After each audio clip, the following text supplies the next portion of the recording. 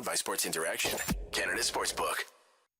It's March Mania at Sports Interaction. NHL, NBA, March Madness, MLB, and so much more. It's bananas. Play Pinata Picks and Minute Madness, exclusive games with insane odds you can't play anywhere else. Make your next bet with Sports Interaction. Download the app in Ontario, use the QR code at the bottom of your screen, or head to sportsinteraction.com/SDPN to get started. 19 plus, please play responsibly. Not a great night in more ways than one if you're a Calgary Flames fan. Obviously, the game we just witnessed, the game we're going to be breaking down here on Game Over Calgary, presented by Sports Interaction on SDPN Sports, is, as these games keep going on and this team still sits on the outside looking in, everybody seems to call it the most important game. This game has so much emphasis. There's so much importance here. And, yeah, importance is great and all that, but, the out-of-town scoreboard didn't help the Flames tonight either. We're going to get into it. Welcome to Game Over Calgary. I'm just running out of things to say here about what we're seeing and what's going on. But either way, welcome to Game Over Calgary. My name is Auddie James, joined today by my good pal. You've seen him before. You've seen him on Twitter. You know who he is. You know the name. You know the beard. You know that beautiful face. Oh, it's Shane. Nice. It's Shane Stevenson. Nice. Flash. Hey, ladies and gentlemen. How you doing, brother? That was at least, you know what I'll say. They at least gave us some Saturday night entertainment. That game was fun. That was a fun one to watch. It was. The results. I'm numb to the results at this point, but hey, it was fun to watch. There's goals all over the place. Saturday night, day after St. Patrick's Day, nurse that hangover. Like, it's good. That's all. Yeah, it kind of was what it was. And yeah, shout out, quick shout out. I know that some people are watching us at a boys night tonight. So shout out JJ and the boys watching us on the TV. That's a couple. Well, at least one ugly mug, one handsome beard up on your screen right now. So shout out if you're watching at the boys hangout on the TV, as JJ called it in our group chat. Okay. Before we get into anything like too serious, I kind of have a fucking bone to pick with Jacob Markstrom right now. Oh. And his reaction leaving the ice tonight. I get frustration is real. I get that you can be pissed off about, the way things went. I think I saw a tweet from Goulds today saying that the Flames had 2 leads in this game and they only led for 3 minutes and 18 seconds combined or something along those lines. So I get it. There's frustration. There's anger. Tempers are flared. But control your fucking shit, man. I feel like I was watching David Riddick all over again while he was with the Flames. What are you doing snapping your stick on the bench and flailing it around? You're going to smoke someone in the face. The poor security guard who just has to stand there to make sure that nobody throws shit on you because you're fucking dog shit as you exit the playing surface almost got smoked in the face by 2 pieces of a stick. Yeah, he cracked that thing good. He slammed that thing hard. I love when goalies go crazy, man. It's always the goalie I get it. Mine. It was like Tuukka Rask used to do that too. He used to just go, just beat the boards. And then they. You know what? I'm okay with some emotion, but yeah, you gotta watch where. Normally the play would have ended back in his own zone. He probably breaks it on the post. That's fine. But yeah, you're by the bench. There's tons of guys there. You got to just be a little more. Yeah, and to Justin's point, I do agree with you. I don't hate it because I get it. Showing emotion, you give a shit. That's great. Like sometimes you need, after a loss like that, you need someone to show like they give a fuck about what just happened. But take it easy, man. You could have Ruzicka was fucking steps away. That security guard who probably doesn't make nearly enough to put up with your bullshit is right there. Like I said, that guy's got your best interest in mind. That guy's just making sure people don't throw shit and dump water on you. And you know what, Jacob? You know what? It's great that you're showing emotion, but it would have been nice to show that a little bit earlier on in the year when you're struggling, couldn't find your rhythm. Show that you give a fuck then, not when there's 12 games left and you're on the outside looking in They are. It's not happening. It's not happening. It's pretty. It's. Let's just say if it does happen, if massive if, they'd be on the biggest heater and no one would want to touch them. That's the only positive at this point is the fact that if it does happen, they'll be unleashed. They still haven't won 3 games in a row though, so stringing together as many wins as they need without losing is it's just statistically improbable. Yeah. For a numbers guy, I think you nailed it on the head there. But yeah, looking at that out of town scoreboard, that was the first thing that like I kind of wanted to lead with tonight in this show was, it was a big one. It was the Jets and the Preds, 2 teams that just so happened to be in the hunt there with Calgary. First of all, the Preds are gonna like maybe make the playoffs completely unintentionally. This team fucking sold, man. Yeah, and their kids are going hard. They are. Yeah. I can't remember the name. Oh, Evangelista. He's been on fire since he got called back up. He's always been a higher end prospect, taken a little later. And Cody Glass is back. He had his 10th goal of the season tonight. He had struggles early on. He's what a good story. And the Preds, they kept Yossi, they kept Forsberg, and of course they have a top goaltender in UC Saros. So they're always going to be in the game as long as he plays. So it's going to be hard to do that. And then Rick Bowness and his defense first system. The Jets, they've got too many skilled players not to go off. Nick Ehlers, I think he's one of the most underrated. People don't know how good he actually is. He's missed most of the year with an injury. He's up to 30 points, 33 games ish around there. Getting back into the swing of things, but yeah, they're that result was the absolute worst case scenario. Yeah, like overtime with the Jets winning was Calgary's worst nightmare. Even everyone's like, Preds winning would have helped them out a little more. Don't let this be a 3-point game. Yeah, and here we are. It's a 3-point game before you even take the ice. So, yeah, that was shit to start. The Flames obviously lucky that they get a point in overtime, which just so happens to be their 15th or so of the season. Lucky and unlucky with the amount of posts they hit. Yeah, that's a 5 posts. One was a double doink. Double doink, yeah. I like that. That caught me off guard. Football term, baby. The old double doink, yeah.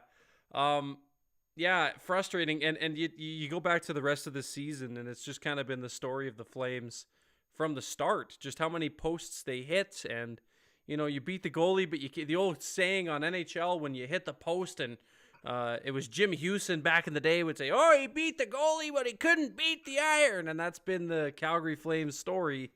Every kid in their bedroom at night playing their Xbox is like, "Jim, I know." Yeah. Jim. It's like, shut up. My mom's asleep, and if she knows I'm playing, she'll kick me off the PS2. Go way back. Yeah. But yeah, the amount of posts this team's hit. I got a bit of a question for you with the posts. How different of a team, or how different is this team in the standings? Because they got to be like the most, even just their overtime record, man. Like they're like, here's the thing about Calgary. Every single night they bring it. They do. Mm-hmm. They never come in and give a dog shit complete effort. Most of their forwards and all of their D are push and play and trying their ass off. I'll give them credit for that wholeheartedly. They make trying to create goals look like the hardest thing on the planet some nights. And tonight they were super sloppy on the back rush. And I don't know if it's because they were trying to cheat for offense or like I really didn't see much of that. They're so systemic, but when they break down, they just break down, and it led to a lot of shot attempts by Dallas right on top of Markstrom. Yeah. And that's why it was so back and forth. Both teams were just giving up the crease all night long.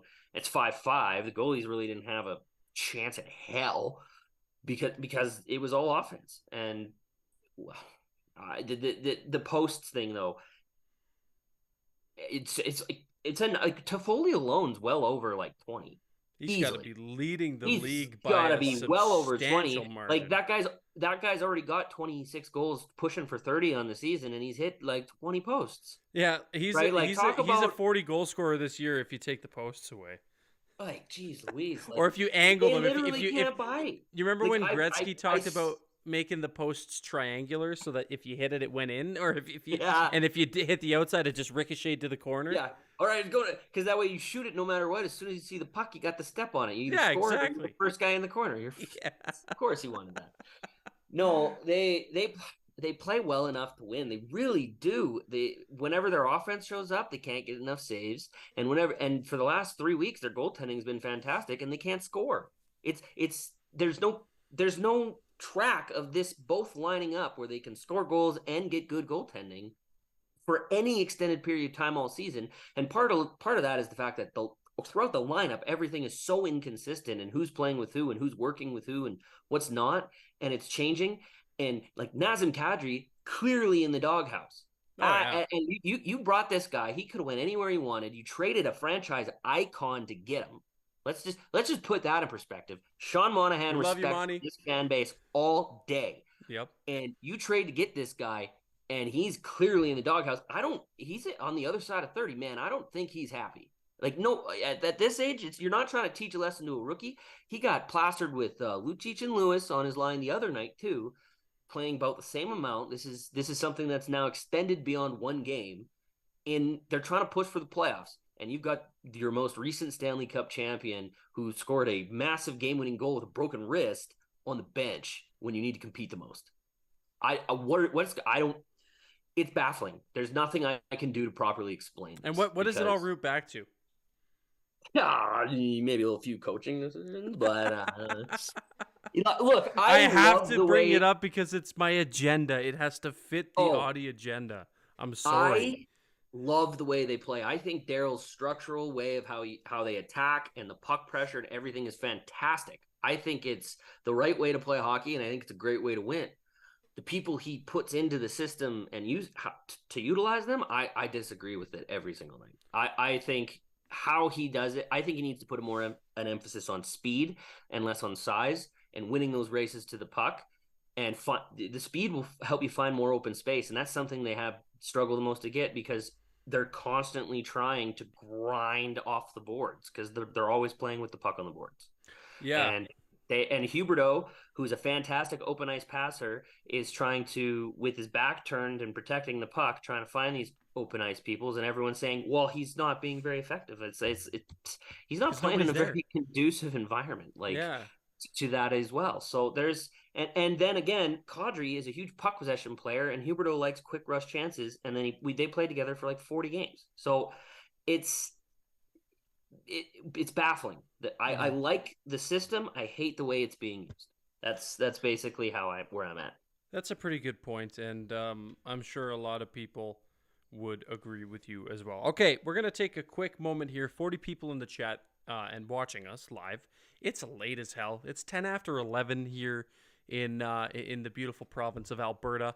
I was going to say in Calgary, but I know you're not in Calgary, so it doesn't, wouldn't have made sense. Well, same time zone. It's all good. Same time zone, just a little bit not close. Well, you're close enough to Calgary. Close enough, but not that close. Anyway, I'm just rambling now. 41 people now have joined, and thank you for joining, and thank you for watching. Be sure to like the stream, help with that algorithm, share the stream, get some more people in here, put some chats in there. If you're in Ontario, download the Sports Interaction app while we're having this little break here. We are going to, I love the little ad-libs too, the improvisation or whatever. We're going to go into the chat. Throw your questions to myself and Shane. It's Shane from Flames Nation, who are here or who is here to break this game down with me. I'm sorry, I had to do it. Hey, it's all good, man. It's all good. Let's see here. If we set out to intentionally lose every OT, we'd still accidentally win more than we have this year. Flames should have won that one, but 4-1-2 in their last 7 is actually better than I would have expected. That one coming from our pal Chris. 4-1-2 in their last 7 is better than what I would have guessed. But still, what do they got to go down the stretch here? Like, if they even want to get to that point where you think you're, that 95, they can hit 94, 5, 6? What can they hit? I'd have to check. What are they at, 75? I've been more now? concerned with this as a daily. They're at 77 with 12 games left, 24 points, 81, 101. So yeah, 101's the max they could get if they win all 12 games. And they're not going to fucking do that. And they're not going to win 12 They're games. not going to do that. So, this is where the frustration comes in because there's still a chance. But, like, how much of a chance when the players or the teams, that you're chasing are winning games? And I don't know. I want to the players. The point is to try, right? Like that's the whole point of this. You can't mail it in, and the players should never mail it in. Of course, there's still a chance. It's minuscule, but that's why you play. You play to win the Stanley Cup. You don't play to lose or better draft position, and I stand by that. And as fans, yes, of course, you're absolutely going to have a better draft position. But to the guys in the room, to the guys that put that jersey on every night, they're about playing a proper game in front of the 20,000 people that paid exorbitant amounts of inflated money to watch. Okay, so beer's $11. I sure as hell hope they give a shit. Yeah. So so I'm fine with them giving it their all every night and trying to still win right up till the end because that's the point of it all. Mm-hmm. On an individualistic game basis, absolutely. Jerome McGinley said every single night, he had to show up because there was someone there that wanting to watch him. And he'd stop and he'd say hi to all the fans. I think Michael Jordan said that too. He said someone paid to see Michael Jordan. They're going to see the best Michael Jordan. And that should apply across all professional sports. Yeah, every athlete should have that mindset. I think that holds yourself to a higher standard as well internally, mm-hmm. right? It's good to have that internal standard that you set yourself to. And it kind of creates competition within yourself too, if that makes sense. Like, if you're having a bad game, if you're playing like shit, just think about it like, oh, fuck, like, is this really the Nazem Kadri that everybody paid to come and see, or the Jonathan Huberdeau that everybody paid to come and see? And you pay to see Huberdeau 115 points, averaging over 20 minutes a night, and what are we at? Less than 18, 16 maybe. Like we're in that range. He's in that 16 range. And he said when the coach first got here, the same thing happened to Tkachuk, mm-hmm. and he said to the people, now Tkachuk is a different story. Tkachuk's one of the smartest players in the entire league. He said he was wrong and he needed to find more minutes for him. We down goals, everything like that. We're not finding any extra minutes for any extra players. It is 4 straight lines. Your backs are against the wall. There's no real cognizant flip switching to say, all right, we need to attack. We should shorten our bench. Well, no, we're gonna. If you're shorting your bench so you're rested at come playoff time, you kind of should be in the playoffs. If you're not gonna make it, maybe use your best players a little more. They're conditioned for it. They really are. They have been doing it for years. Overtime doesn't end in the playoffs. Double, triples happen all the time. You're going to need to be conditioned for that too. So why are you limiting to 16 minutes a damn game for everybody on the roster? And yeah, ice time is not allocated. It is allocated fairly and evenly, but it's not allocated properly. I don't think. Yeah. So that's something that structurally I like it, but it's coach utilization that I'm upset with. So yeah, and that's kind of been the drum I've been beating all year because a lot of people will come in here and say, "Oh, Auddie, like you talk a lot of shit about Milan Lucic in this, on this show," and a lot of people do, and it is what it is. And I always have been, more upset with the utilization of the player than the actual player. I consider myself a pretty big Milan Lucic fan. Since he played in Boston, I loved Lucic's game. I think, there was once upon a time a spot for players like him and his, what he could bring. And, I really actually enjoyed the player for a very long time. But his utilization has been fucking abysmal this year. I'll say this for Milan Lucic. When that trade happened, I was so upset. Partially because I texted my friends about a week earlier and told them they were stupid for ever thinking Milan Lucic could be traded with that contract. And then that happened to my team. Mm-hmm. So, naturally, I've still been eating it 4 or 5 years later. I'm sure but you have. I credit him because he worked his butt off and he made me a fan within 20 games. He put in I say he's still trying, and I respect that he tries every single game. It's just this season, the utilization and the effectiveness hasn't translated. And for a team that was really needing to be in playoff push, Everyone's gonna try and look at every issue that's been on the roster, and that's been one this season. So, criticism when it's due, praise when it's due at the same time. And when he has a good game, I say so. When he has a bad game, I say so. And he's had more bad games this year than good games, and it's unfortunate, but I mean, it happens. I still think he's in the league next year. I think he's still on another contract playing somewhere and whatnot. But this year, the last year of the deal is typically always the one that everyone says is the one that might hurt the team the most, and it did, unfortunately. So yeah, no, I agree. I do agree with you there. Someone saying here, Adam says, just want an entertaining game, especially when you get to go. It's not always the winning or losing if it's a fun game to watch. Yeah, and that's, a lot of people just enjoy, and there's nothing wrong with that. There's no right or wrong way to be a fan. If you just want to go enjoy the game, that's 100% fine. Like, I wish that's how I could fan. Like, just go to a game just to enjoy, hey, that was a good game. They lost, but it was a good game. Back and forth, lots of goals, stuff like that. Yeah. Tonight's game was perfect for that kind of fan. 100% it was. You got a lot of everything. You had some good saves at both ends. You had lots of goals. It was close. It was perfect in that regard. I can't watch a game like that, unfortunately, given that this is a job that I have to come on here and talk about it after and be critical and be animated. Do you know who runs this network? We have to be animated. It's in our job descriptions. Yeah. Anyways, I'm glad we didn't have any if you're a goaltender 10 the goal moments tonight. But yeah, there's nothing wrong with that. I think that's a great way to fan. Honestly. Yeah, I like that. That's and that's what you wish for. You don't want to see a 2-1 slugfest. It depends if it's playoff hockey, it's suspenseful. That's awesome. But if it's game 32 and it's 2-1 and it's a Thursday night, you don't want that, right? No. Saturday night, 5-5 goes to overtime, tons of chances. Your Flames bounce away, or a Ottinger missed glove save away from a legendary night at the Dome. Flames win 3. They're on a tear. It's this close to an absolute positive narrative. Mm-hmm. But every single time it's been that close, the dial resets to 0. So yeah. Shout out to the fans at the Dome tonight. It seemed loud in there. Electric. Double wave, and they scored on both. Yeah. Double goal against double wave.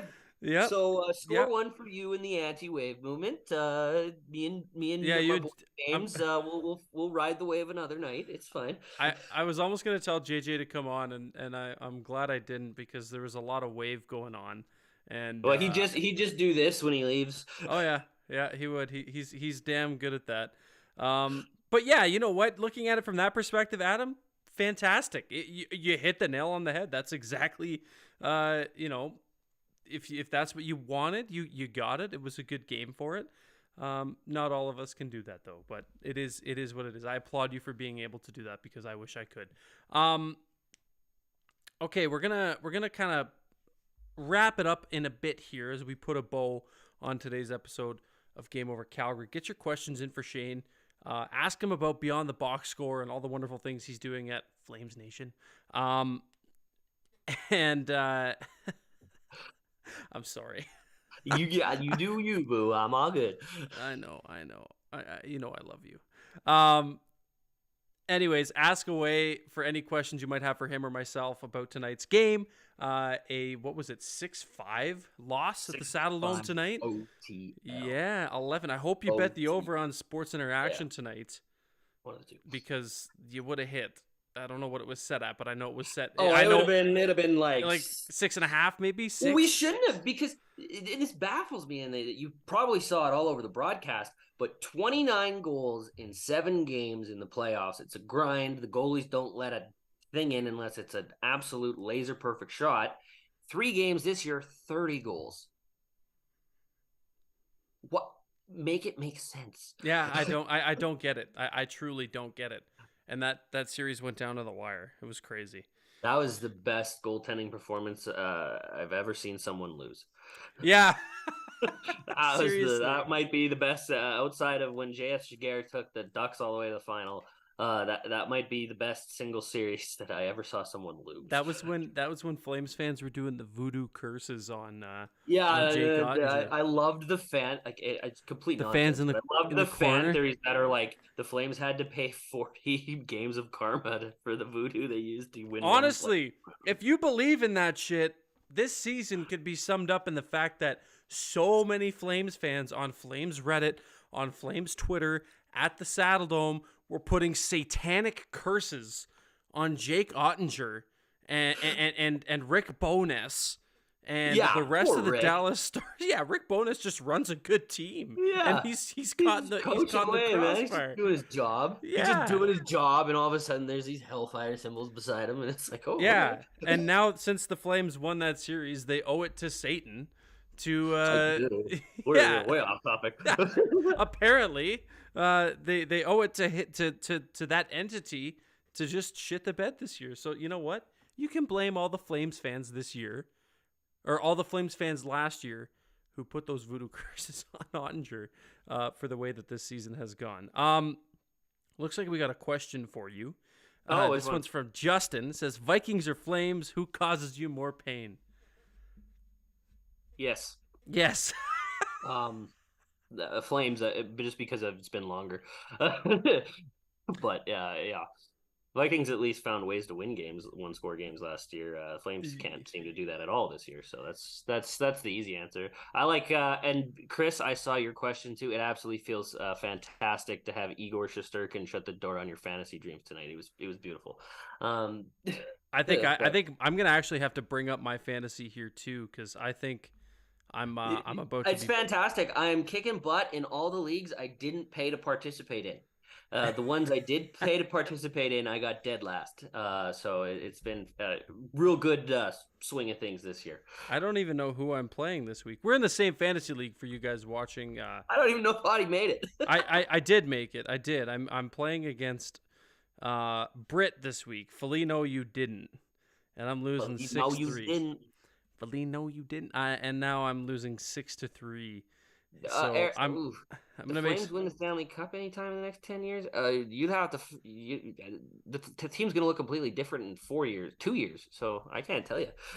In the next 10, I'm just gonna say for me, for my money, I don't think the Flames are gonna be the next Canadian team to win a Stanley Cup.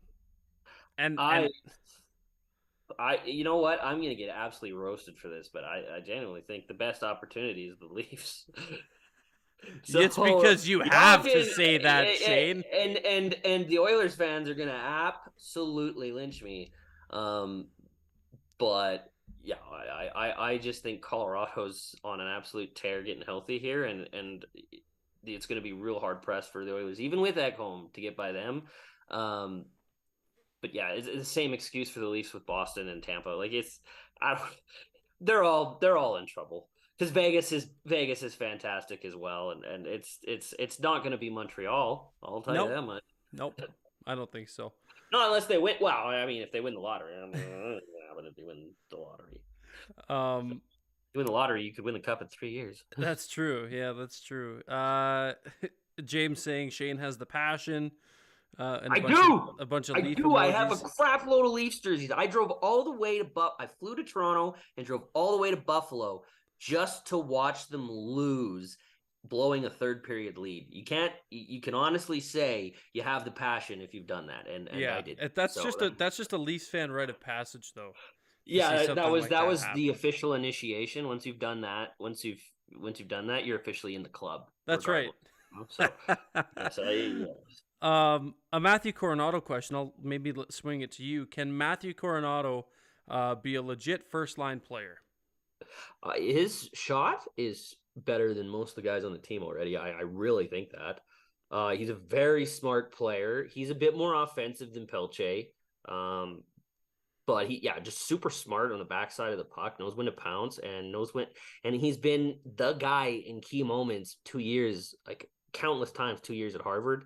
I don't think you start him there, but I think he's going to be a real right shot scoring difference maker on the Calgary Flames. That I think they got a real good pick there at 13. It was a good year to get a high pick, and they capitalized on it. Thank you, Ottawa, for taking Tyler Boucher. That would have never happened if you didn't do that. So thank you very much to Ottawa as well. You can thank your brother for that too, Auddie. I do. Yeah. I know I know how much he was happy when that pick happened. But I think he develops into that, but I don't. Fans love to, in the video game culture era, expect a kid to be able to do stuff right away. It takes time. The NHL is a different animal. It's bigger, it's faster. There's nothing like it. And not everyone acclimates the same way, regardless how quick you think. So I don't want there to be an absolute pressure cooker on him just because he signs. It might take him 2 years to get to relevance and high-end scoring. So he's got the tools, but until you see it on a playoff push level basis, you don't know where he's completely at. So yeah. And there's a lot of people online too saying like, oh, is he, better suited to play in the AHL after he's done in college? And it's like, man, that doesn't hurt, but that doesn't hurt, but it's not happening. He's not signing to play in the American Hockey League. That's the level of talent he's at. Yeah. If he's signing a deal, he's going right to the NHL. He knows it. His agent knows it. Yeah, they're gonna burn that first year of the ELC. Yeah, they want to get that out of the way too. Yeah. So yeah, and he's not. Now that's the problem though. Like the team's philosophy is not gifting spots. So you don't just get to come in and be, especially if they are operating like they're in a playoff push. That's the real problem, is the coach wouldn't want that philosophy, because when you do that and you let the new kid in, how do you sell it? Now, sometimes they're miracle workers, but not everyone's a Cale Makar. You can't just insert them in the lineup and change the dynamic of everything on the entire ice, right? Oh wait, 2019. Go Bandits! You missed my Go Bandits. Go back, yeah. Well, you might want to check with your boys in drum. You might get beat up for that. I could maybe, but yeah. I just temper the expectations a little bit. I think he's gonna be great, but it doesn't happen overnight. No, I agree. I'm looking forward to seeing what he can bring and kind of what what we can look forward to with this player, because I think it's gonna be a lot of fun, and I think Flames fans should be excited for the arrival of Matthew Coronado. Okay, that's going to do it for this episode of Game Over Calgary. The Calgary Flames losing tonight at the Scotiabank Saddledome to the, who did they even play? Oh, the Dallas Stars. That's right. 6-5 loss in overtime. Jason Robertson, or Robinson if you're Greg Millen, with 2 goals and the game winner in overtime. And so that was a tough one, but that's a good Dallas Stars team. Okay, my guest, Shane, you have the floor, my friend. Tell everybody where they can find you. Tell everybody about what you're writing about and all that good stuff that you're doing over at Flames Nation. I like to combine a good analysis of strategy with numbers to try and help further explain what numbers mean. So that's what my column, my game post-game column, Beyond the Box Score, is all about. It's at Flames Nation. So if you see that, I wrote it. I've done every one we've ever done. So it's a real analytical breakdown, but I mix it with tons of. I watch every game, take notes, and combine with like a scout's analysis almost of what's going on. I'm pretty steadfast in my opinions, so I like to really tell it in a storytelling mode from how I view the game and how I would explain it to someone. So it's pretty thorough and well, I think thought out. I spend a couple hours writing them each night. So, but. And I include tons of charts. So even if you're not a guy that's into Word, you can log on, see the charts, and I tag all the goals as well. So it's a one-stop shop to get all your highlights to see exactly how the Flames performed. There's all that and more at Beyond the Box Score. So that there is. And follow him on Twitter at @flash_33 to see all those wonderful articles and columns coming out from him. Over any questions, any team, anytime, I'm in. He knows it. He's a one-stop shop, if you will. Anyways, thank you guys all for watching. This has been great. If you're listening on playback, please be sure to rate the podcast, favorite it, do whatever you got to do on your preferred podcatcher. If you're watching on YouTube, thank you for staying up this late and hanging out with us. I hope you put on a pot of coffee. I am jittering. I had an energy drink. I had a nice nap this afternoon. I am running on full cylinders. I went to the golf show at the BMO, bought some new golf shoes, had a lesson. It was awesome. It was good. Golf season's around the corner. But I digress. This is a hockey show, and we're going to talk about the Calgary Flames. And the next time we're going to be able to do that is on Monday when the Calgary Flames take on the Los Angeles Kings in LA. Peter Klein will have your show on the SDPN Sports YouTube channel. Just ring the bell while you're here, and you'll be notified for the next show. Thank you again for watching. Thank you to SDPN Sports. Thank you to our friends over at Sports Interaction. Have a great night, friends. Stay safe, and we'll talk to you on the next one. Peace. Game over! Powered by Sports Interaction, Canada Sportsbook.